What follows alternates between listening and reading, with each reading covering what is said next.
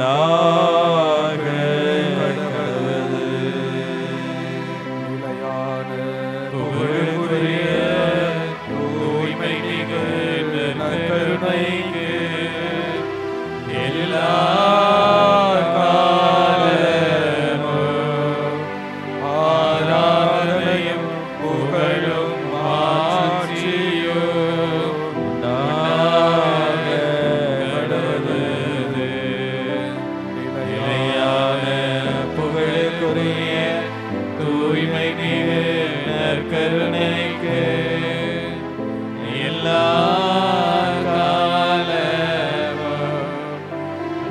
ஆராதனையும் புகழும் ஆட்சியும் உண்டாக கடவது.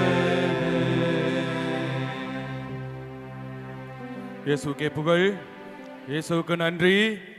இயேசு வாழ்க.